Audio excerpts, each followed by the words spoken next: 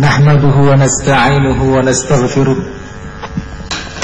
ونعوذ بالله من شرور أنفسنا وسيئات أعمالنا من يهده الله فلا مضل له ومن يضلل فلا هادي له أشهد أن لا إله إلا الله وحده لا شريك له وأشهد أن محمدا عبده ورسوله صلى الله عليه وعلى آله وصحبه أجمعين يا أيها الذين آمنوا اتقوا الله حق تقاته ولا تموتن إلا وأنتم مسلمون يا أيها الناس اتقوا ربكم الذي خلقكم من نفس واحدة وخلق منها زوجها وبث منهما رجالا كثيرا ونساء واتقوا الله الذي تساءلون به والأرحام إن الله كان عليكم رقيبا يا أيها الذين آمنوا اتقوا الله وقولوا قولا سديدا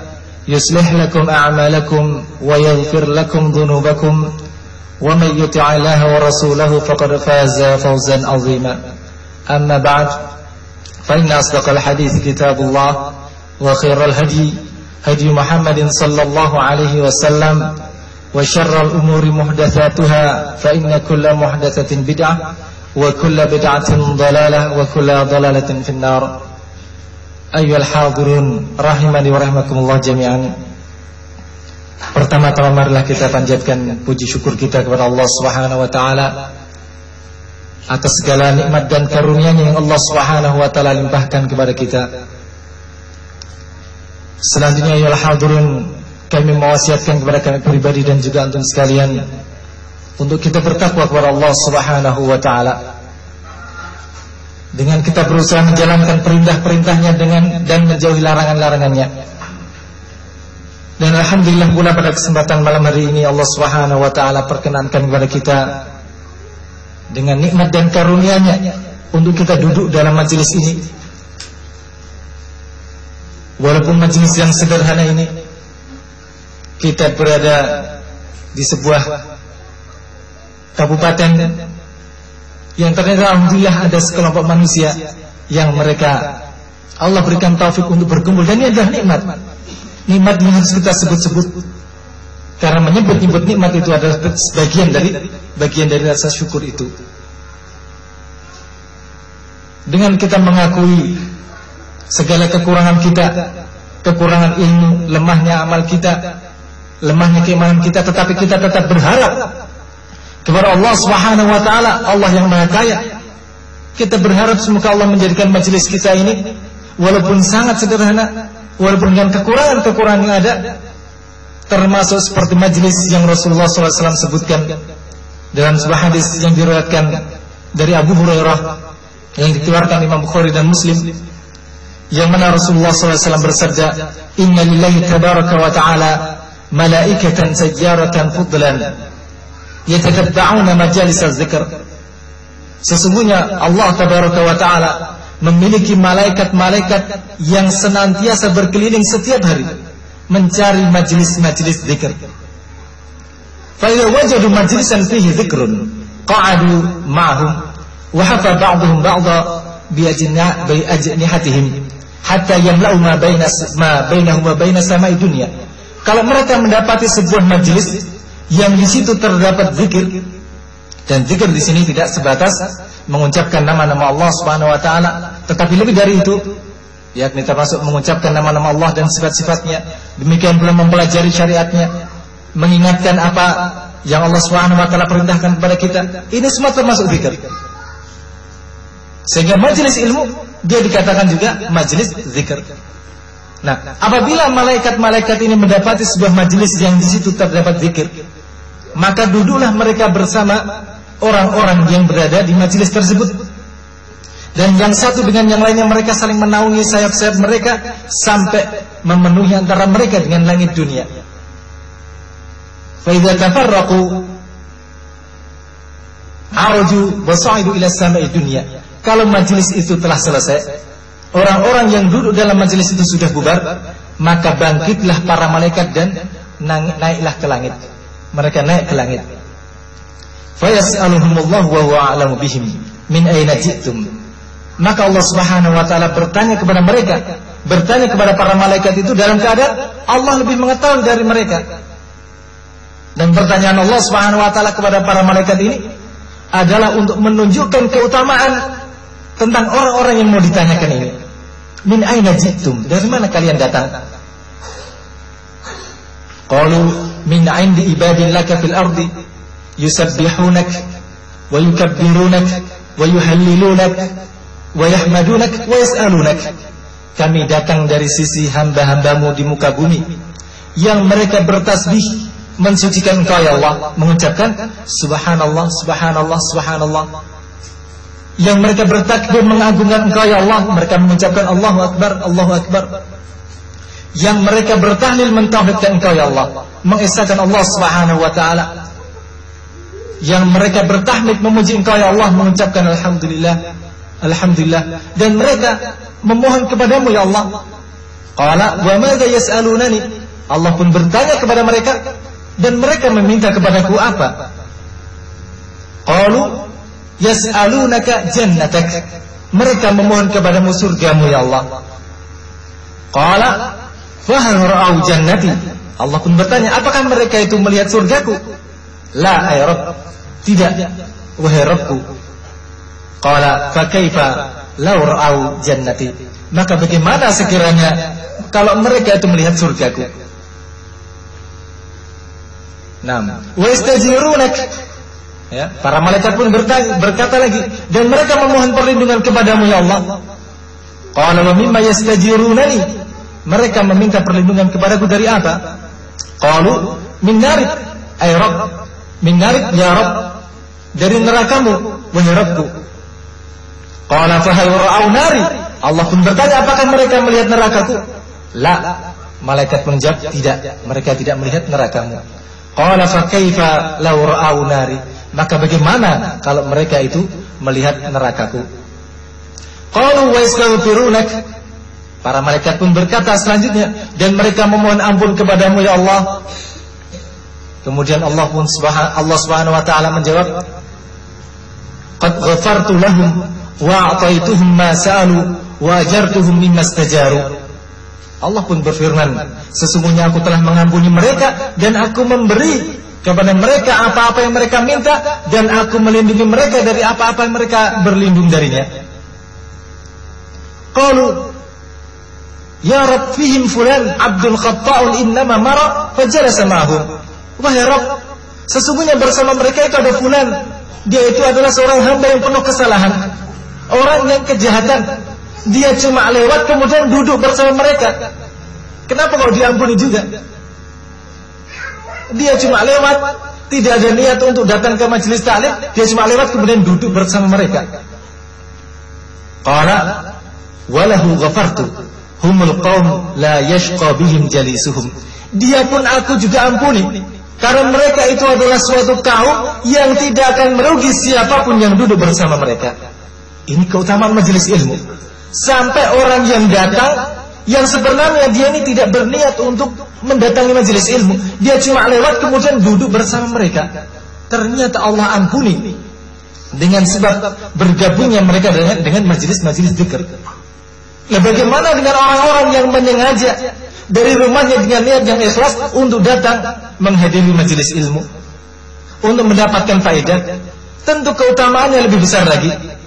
Lalu bagaimana pula orang-orang yang dia sudah dengan niat yang ikhlas ingin mendatangi majelis ilmu, dan dia mengajak saudaranya, mengajak temannya untuk datang dalam majelis ilmu?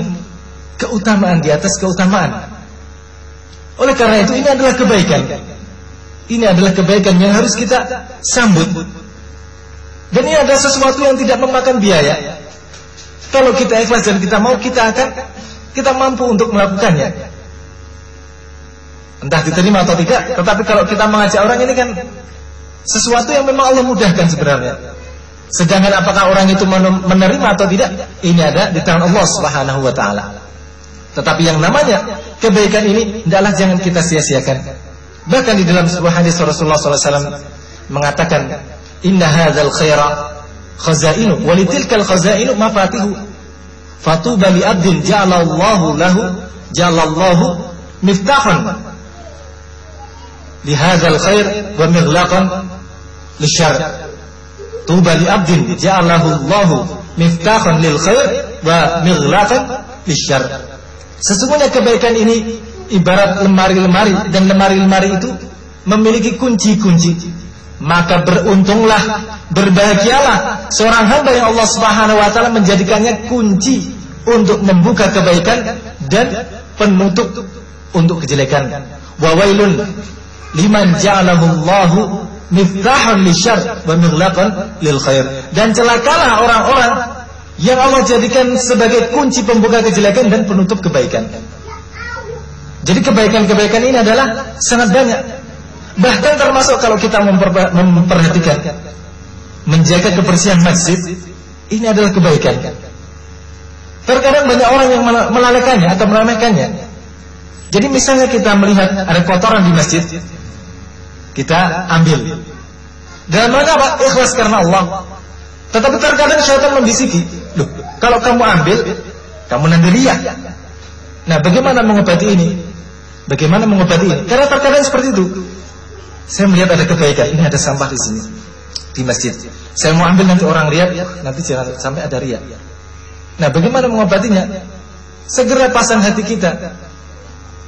Kita mengambil itu, baik ada orang melihat atau tidak ada orang melihat, kita ambil, kita bersihkan karena Allah. Sudah, setelah itu kita lupakan. Jangan sampai kita meninggalkan kebaikan karena takut riya, padahal perbuatan itu belum kita lakukan.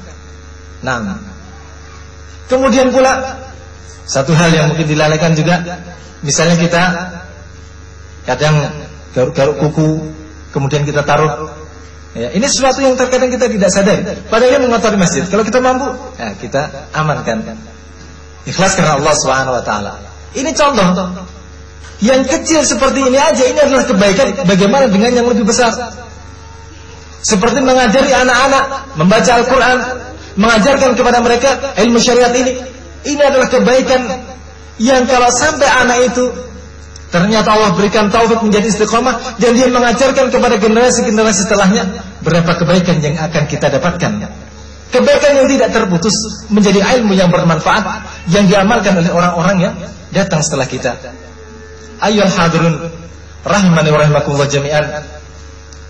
Demikian ya, semoga majelis kita walaupun sederhana, dengan kita menyadari segala kekurangan yang ada pada kita, semoga Allah Subhanahu wa taala menjadikan majelis kita seperti yang disebutkan dalam hadis tadi, sehingga Allah mengampuni dosa-dosa kita, Allah memenuhi apa yang menjadi harapan kita, memberikan surga kepada kita dan menjauhkan kita dari nerakanya. Ayyuhal hadirun rahimani wa rahimakumullah jami'an.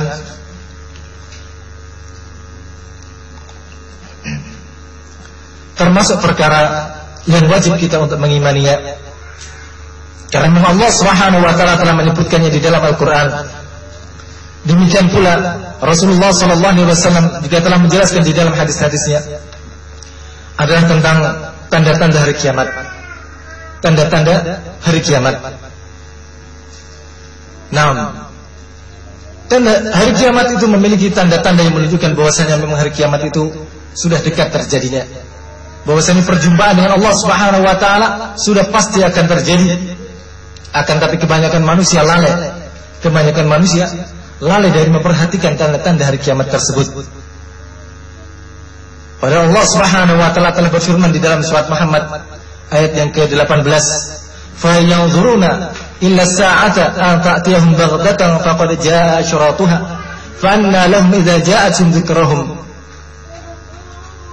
Maka tidak ada yang mereka tunggu-tunggu kecuali hari kiamat yang akan datang dengan tiba-tiba, dan sungguh telah datang tanda-tandanya. Faqad ja'at asyratuha, dan sungguh telah datang tanda-tanda hari kiamat tersebut. Maka bagaimana kesadaran mereka tentang hari kiamat itu akan berguna kalau hari kiamat itu sudah datang? Oleh karena itu hendaklah kita bersyukur karena Allah Subhanahu wa taala masih memberikan kesempatan kepada kita. Kita belum menjumpai hari kiamat, hendaklah kita nikmati syukur ini dengan mengisi waktu-waktu yang ada dengan ilmu dan amalan, dengan menyadari bahwasanya hari kiamat itu akan terjadi. Ayyuhal hadirun rahimani wa rahimakumullah jami'an.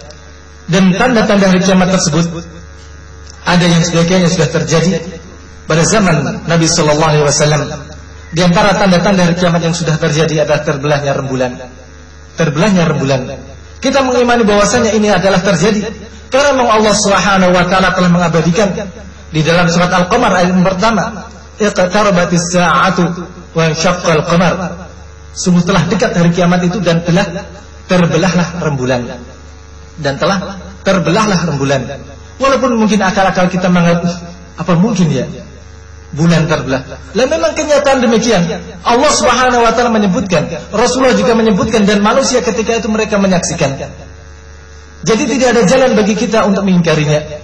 Yang mana ketika itu orang-orang Quraisy mereka ingin meminta bukti kebenaran risalah Rasulullah sallallahu alaihi wasallam, yang dengan hikmahnya Allah Subhanahu wa taala memberikan tanda yakni dengan terbelahnya rembulan. Akan tetapi setelah itu manusia terbelah, sebagian mereka yang beriman, tetapi ada sebagian yang lainnya mereka tetap menganggap bahwasanya Muhammad menyihir mereka, tetap tidak beriman dengan bukti-bukti yang dibawa oleh Rasulullah sallallahu alaihi wasallam.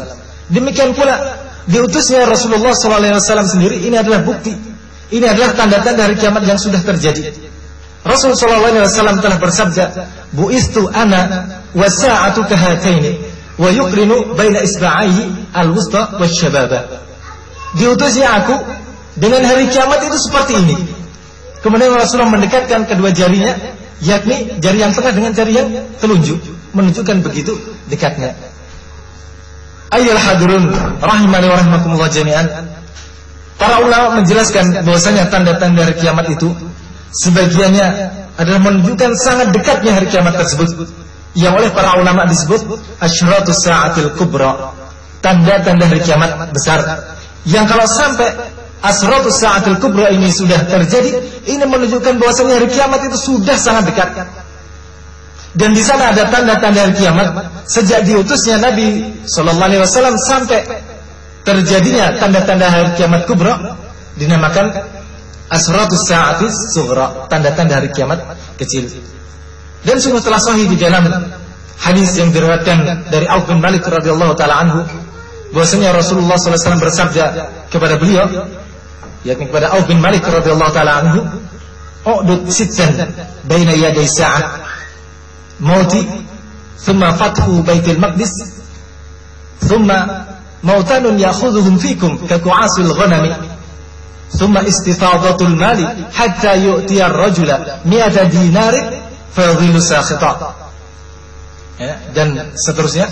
Nah, Rasulullah SAW bersabda yang artinya, hitunglah 6 perkara yang menjadi tanda-tanda akan terjadinya hari kiamat. Dan dijelaskan oleh para ulama ini adalah tanda-tanda hari kiamat sughra. Kemudian beliau menyebutkan mauti, kematianku. Kematian Rasulullah SAW ini menjadi pertanda dekatnya hari kiamat. Summa fathu Baitul Maqdis, kemudian terbukanya Baitul Maqdis, yang terjadi pada masa siapa? Terbukanya Baitul Maqdis di Palestina pada masa Umar ibn Khattab radhiyallahu taala anhu. Kemudian berikutnya akan ada wabah penyakit yang menimpa orang-orang di antara kalian seperti penyakit Qu'as yang menimpa kambing. Jadi Qu'as ini adalah penyakit yang menimpa kambing dan menyebabkan kematian, cepat matinya kalau kena penyakit ini. Summa istifadatul mali hatta yu'ti ar-rajula 100 dinarin fadhilu sakhita. Kemudian akan datang suatu saat melimpahnya harta sampai seorang itu diberi 100 dinar, masih saja dia belum puas. Dinar mata uang dari emas yang ukurannya 4 gram lebih, 1 dinar ya, 4 gram lebih. Sudah diberi 100 dinar, tetapi masih saja belum puas. Dan ternyata semua yang dikabarkan oleh Rasulullah SAW ini benar-benar terjadi seperti yang dikabarkan oleh Rasulullah SAW. Tersisa pertanyaan, kalau ada orang bertanya, loh, bagaimana Rasulullah mengatakan bahwasanya wafat beliau ini menjadi tanda dekatnya hari kiamat, padahal sekarang sudah berlalu 1400 tahun lebih, tetapi belum saja terjadi hari kiamat. Berarti hadis Rasulullah tidak benar. Bagaimana? Siapa yang sudah menjawab? Ini kita harus menyiapkan jawaban kalau sampai ada orang yang bertanya, loh, Bagaimana Rasulmu mengatakan bahwasanya meninggalnya beliau ini menjadi tanda dekatnya hari kiamat. Sekarang ini kok sudah 1400 tahun tetapi belum saja terjadi hari kiamat. Dan jawabannya ayyuhal hadirun telah dijelaskan di dalam syariat yang mulia ini. Syariat yang lengkap ini. Allah Subhanahu wa taala telah berfirman di dalam surat Al-Hajj ayat yang ke-47, "Wa inna yawman 'inda rabbika ka'alfi sanatin mimma ta'udun." Sesungguhnya satu hari di sisi Rabbmu itu seperti 1000 tahun kalau kalian menghitung. Satu hari di sisi Rabbmu itu seperti 1000 tahun kalau kalian hitung. Jadi walaupun sudah berlalu dalam hitungan kita 1400 tahun lebih, ini belum 1,5 hari di sisi Allah Subhanahu wa taala. Jadi tidak bisa dikatakan lama. Dan sabda Rasulullah mesti benar, tidak mungkin salah. Sabda Rasulullah pasti benar, tidak bisa salah. Demikian pula ya al-hadirun, tanda-tanda hari kiamat yang lainnya sebagaimana dijelaskan di dalam hadis Umar yang masyhur, yakni ketika Jibril datang kepada Rasulullah dan para sahabatnya ada di sekitarnya. Yang ketika itu Jibril menyamar sebagai manusia, akan tapi para sahabat tidak mengetahui siapa dia. Kalau musafir kok penampilannya bersih, rapi. Kalau bukan musafir kok kita tidak kenal semua. Nah, kemudian ketika itu Jibril bertanya kepada Rasulullah, "Fa akhbirni 'anis sa'ati." Beritakan kepadaku tentang hari kiamat. Kapan terjadinya hari kiamat? Qala mal mas'ulu 'anha bi'alama minas sa'il. Tidaklah orang yang ditanya lebih tahu daripada orang yang bertanya. Baik Rasulullah maupun malaikat Jibril sama-sama tidak mengetahui kapan terjadinya hari kiamat. Sama-sama tidak mengetahui hari kiamat kapan terjadinya. Dengan demikian jelaslah kebatilan orang-orang yang mengaku atau mengatakan bahwasanya hari kiamat akan terjadi pada tahun sekian, tanggal sekian, tahun sekian. Ini adalah jelas-jelas dusta. Karena yang Rasulullah dan malaikat Jibril saja tidak mengetahui hari kiamat, bagaimana dengan selain mereka? Kemudian, qala fa akhbirni an amaratiha atau an alamatiha. Kalau begitu kabarkan kepadaku tentang tanda-tandanya, tanda-tanda hari kiamat. Qala aqalidal amatu rabbataha wa antara al-khufata al-urata al-alata ri'a asy-sya'i yatatawwaluna fil bunyan. Yakni di antara tanda-tanda hari kiamat itu engkau melihat budak melahirkan tuannya. Kemudian kalian juga akan melihat orang-orang yang tidak beralas kaki, tidak pakai baju, miskin, penggembala kambing. Mereka berlomba-lomba meninggikan bangunan. Dan ternyata ini juga telah terjadi sebagaimana yang diberitakan oleh Rasulullah sallallahu alaihi wasallam. Ayyuhal hadirun rahimani wa rahimakumullah jami'an. Dan semuanya tanda-tanda hari kiamat ini amatlah banyak. Kalau kita membaca kitab-kitab para ulama, kita akan mendapatkan banyak penjelasan tentang tanda-tanda hari kiamat tersebut. Sebagaimana diantaranya Rasulullah SAW juga bersabda menjelaskan tentang hari kiamat ini, "Innaha lan taquma hatta takhruja narun fil madinati tudhi'u laha a'naqul ibli bi bushra." Bahwasanya hari kiamat itu tidak akan terjadi sampai keluar api di Madinah yang cahayanya itu menerangi leher-leher unta di Bushra. Bushra adalah sebuah kampung di dekat Damaskus, ya, di Syam. Dan ternyata ya hadirun, peristiwa ini benar-benar terjadi, yakni terjadi setelah tahun 650 Hijriah. Benar-benar terjadi. Sehingga ketika itu kaum muslimin mereka menyaksikannya, demikian pula para ulama mereka mencatat di dalam kitab-kitab sejarah. Sehingga ketika itu manusia berbondong-bondong memenuhi masjid-masjid Allah. Mereka bertaubat kembali kepada Allah, menyaksikan kebenaran risalah Rasulullah. Demikian pula di dalam hadis yang lainnya Rasulullah SAW menjelaskan tentang tanda-tanda hari kiamat ini, bahwasanya hari kiamat itu tidak akan terjadi hatta tutrakal qullasu wala yus'a 'alaiha. Bahwasanya hari kiamat itu tidak akan terjadi sampai al-qullas itu ditinggalkan. Apa itu al-qullas?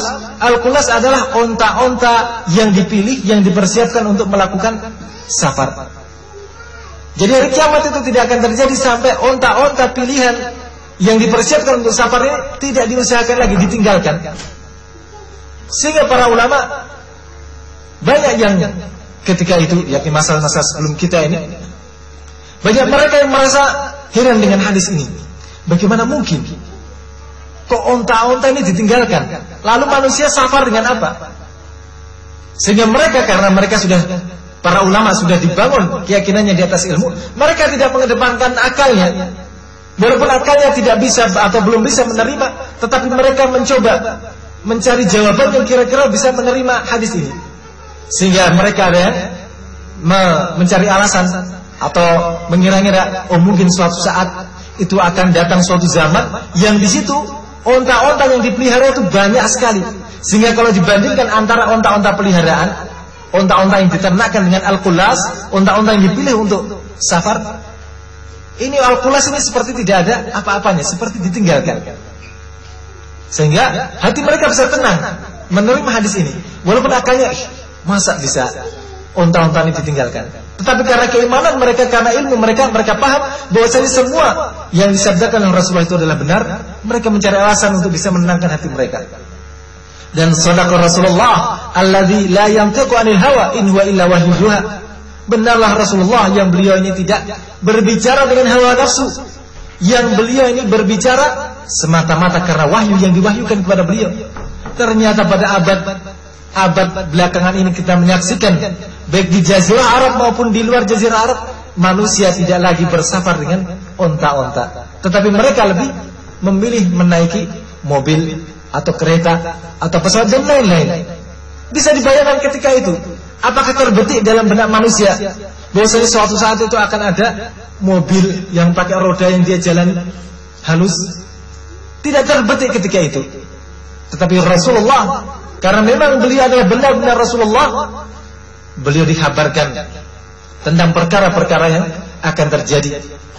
Oleh karena itu, ayuhal hadirun, hendaklah kita mengokohkan keyakinan kita bahwasanya setiap apa yang datang dari Rasulullah itu adalah benar. Setiap apa yang datang dari Rasulullah itu adalah benar. Demikian pula sunnah-sunnah yang diajarkan oleh Rasulullah SAW, termasuk jenggot atau menaikkan pakaian di atas mata kaki. Dan jangan kita tertipu dengan syubhat orang-orang yang membagi bahwasanya agama itu ada kulit dan isi. Ada kulit, ada isi. Kalian pakai jenggot, kalian pakai pakaian di atas mata kaki, jilbab atau hijab, ini adalah kulit saja. Hakikatnya agama adalah ini, toleransi, bahkan demokrasi. Nah, ini adalah syubhat nurana yal hadirun, bahwasanya agama tidak bisa dipisah-pisah seperti ini. Dalam perkara-perkara dunia saja, kalau kamu mau kurban kambing tanpa kulit kira-kira bisa diterima atau tidak? Ini dalam perkara-perkara dunia saja banyak perkara-perkara yang kita tidak bisa pisahkan antara kulit dengan hakikat. Apalagi kita membagi agama, ini adalah ada kulit, ada inti. Ini adalah pembagian yang bid'ah, pembagian yang akan menjauhkan seseorang itu dari agama Allah. Nah, itu beberapa tanda-tanda hari kiamat sughra. Kemudian setelah terjadinya tanda-tanda hari kiamat sughra ini, kemudian akan datang tanda-tanda hari kiamat kubra, yang Rasulullah SAW bersabda dalam sebuah hadis yang diriwayatkan oleh Imam Muslim, bahwa innaha lan taquma hatta tarawna qablaha asyra ayatin. Sesungguhnya hari kiamat itu tidak akan terjadi sampai kalian itu melihat 10 tanda-tanda sebelumnya.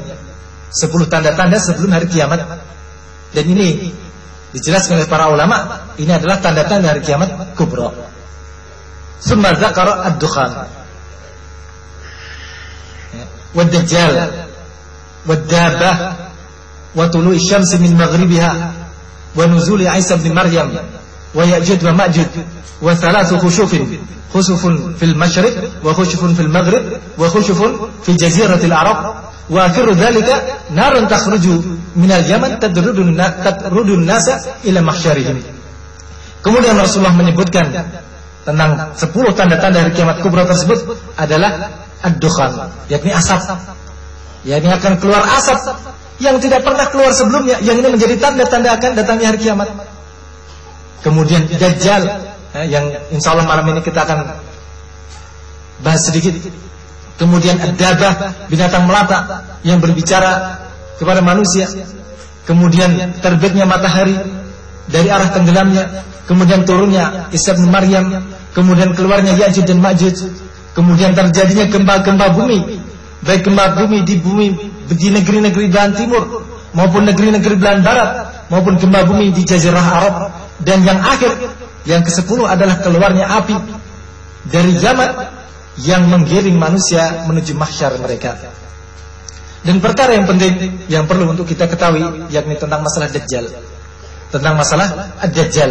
Karena pentingnya masalah ini sampai seluruh para Rasul mereka mengingatkan umatnya tentang Dajjal ini, tentang fitnah Dajjal ini. Sampai Rasul Nuh alaihissalam yang merupakan Rasul pertama sudah mengingatkan jauh-jauh hari kepada umatnya tentang fitnah Dajjal ini, agar jangan sampai tertipu.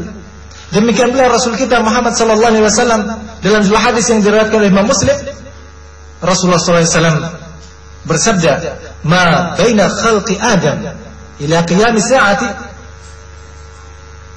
amrun akbar min ad-dajjal." Tidak ada suatu perkara sejak diciptakannya Adam sampai terjadinya hari kiamat perkara yang lebih besar daripada fitnahnya Dajjal.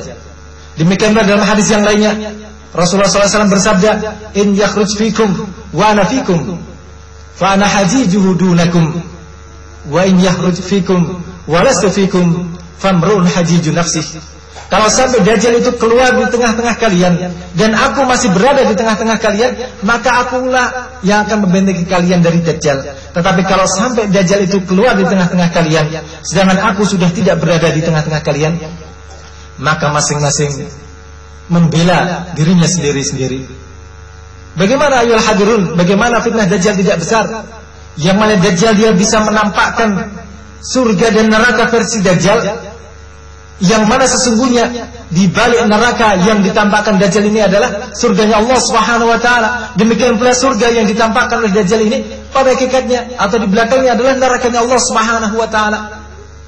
Pertama-tama datang dia menampakkan kesolehan. Pertama-tama datang dia menampakkan kesolehan sehingga menipu manusia mengikuti dia. Kemudian setelah itu dia mengakui nubuwah, dia mengaku sebagai nabi. Kemudian setelah itu dia mengakui al-uluhiyah, mengaku sebagai Rabb yang berhak diibadahi. Oleh karena itu wajib bagi kita untuk mempelajarinya agar jangan sampai kita tertipu dengan fitnah Dajjal tersebut. Dan alhamdulillah syariat kita yang sempurna ini telah menjelaskannya, bahwasanya Dajjal itu adalah rajulun min bani Adam. Dajjal itu adalah manusia laki-laki dari bani Adam juga. Maktubun baina ainaihi kafara yaqra'uha kullu mu'min. Tertulis di antara kedua matanya kafara, kafir, yang bisa dibaca oleh setiap mukmin.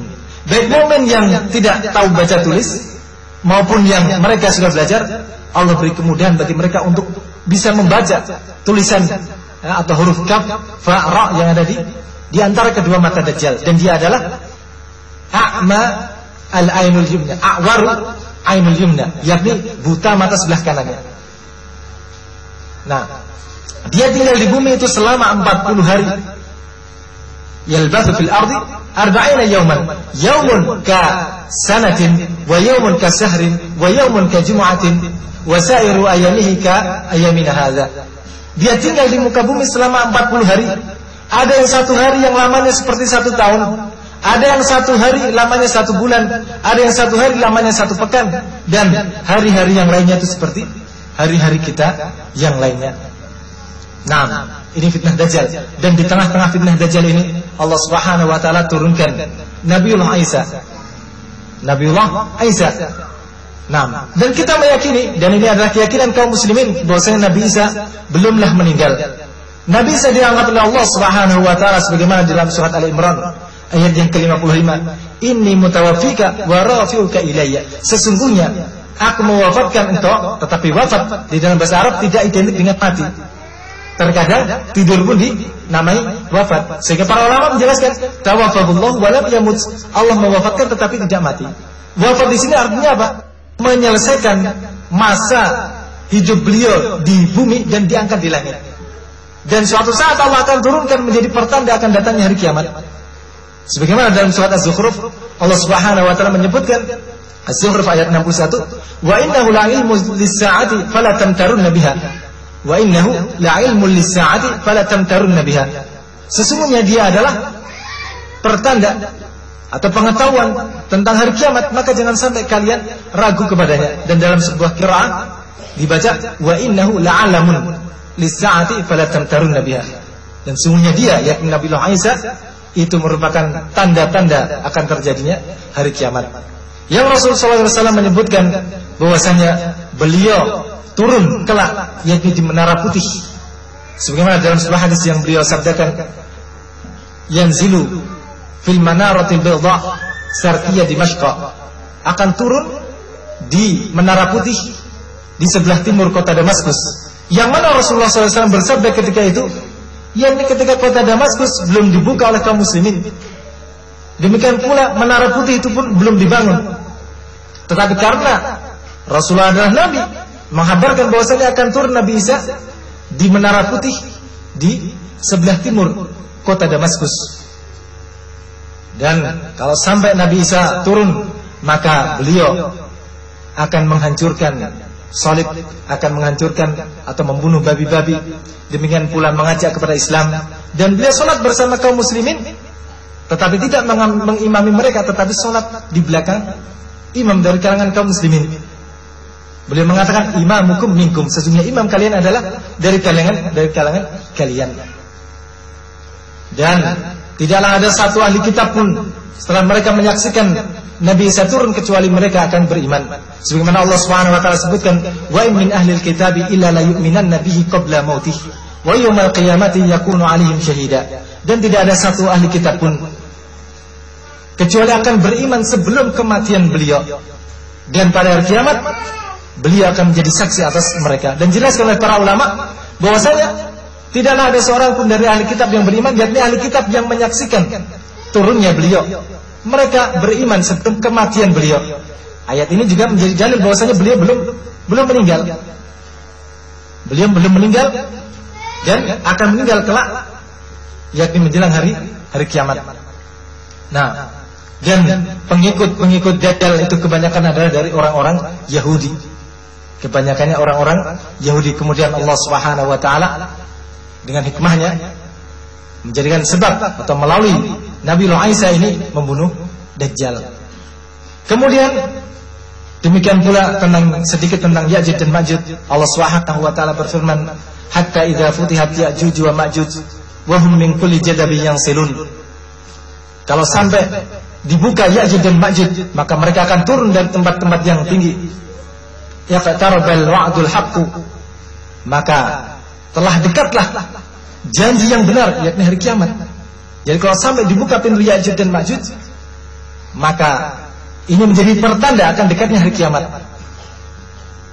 Fa idza hiya syakhisatun absarul ladzina kafaru ya wailana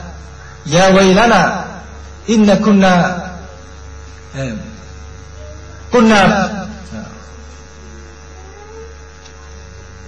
ya wailana qad kunna fi ghaflatin min hadza wa kunna ghafilin. Tiba-tiba terbelalalah mata orang-orang yang kafir dan dia mengatakan, celaka kami, sungguh kami dulunya berada pada kelalaian dan kami termasuk orang-orang yang zalim. Kemudian dengan doa Nabi Isa Al-Masih, akhirnya Allah Subhanahu wa taala membinasakan Ya'juj dan Ma'juj ini, sehingga menyebabkan bangkai-bangkai Ya'juj dan Ma'juj ini menjadikan bau yang busuk di permukaan bumi. Kemudian Allah mengirim angin yang melontarkan jasad-jasad mereka ke muka bumi. Kemudian pula perkara yang penting pula, yakni tentang terbitnya matahari dari sebelah barat, dan ini merupakan pertanda tentang datangnya hari kiamat. Dan ketika itu sudah tidak lagi bermanfaat keimanan seseorang, sebagaimana Allah Subhanahu wa taala berfirman, yauma ya'ti ba'du ayati rabbik la yanfa'u nafsan imanuha lam takun amanat min qabl aw kasabat fi imanihi khaira aw kasabat fi imaniha khaira. Dan ingatlah suatu hari ketika datang sebagian tanda-tanda kekuasaan Allah Subhanahu wa taala, tidak bermanfaatlah keimanan seseorang kalau sebelumnya tidak beriman, atau sebelumnya belum pernah berbuat kebaikan di dalam keimanan tersebut. Jadi kalau setelah melihat matahari terbit dari barat kemudian beriman, maka keimanan ini tidaklah bermanfaat. keimanan ini tidak bermanfaat. Sebagaimana Firaun ketika dia mengejar Nabiullah Musa, kemudian Allah tenggelamkan dan nyawanya sudah sampai di tenggorokan, barulah dia berkata bahwasanya beriman kepada Rabbnya Musa dan Harun, maka keimanan ini juga tidak bermanfaat. Dan dalam ayat ini menggugah kita agar kita bersemangat setelah kita mempelajari perkara-perkara dalam agama kita ini dan kita mengimaninya, adalah kita berbuat, kita mengamalkan atas apa-apa yang kita telah ketahui tersebut, agar jangan sampai suatu saat datang perkara yang mengejutkan dalam keadaan kita belum menjalankan apa-apa yang kita ketahui, belum menjalankan apa-apa yang kita telah imani dari sunnah-sunnah Rasulullah SAW. Mungkin ini sedikit yang kami bisa sampaikan, semoga bermanfaat kepada kita, bisa menambahkan keimanan kita dengan taufik dari Allah Subhanahu wa taala. Kalau ada benarnya datangnya dari Allah Subhanahu wa taala, kalau ada salah dan kekurangannya itu adalah dari kami pribadi. Naktafi bihadzal qadar, subhanakallahumma bihamdika asyhadu an la ilaha illa anta astaghfiruka wa atubu ilaik.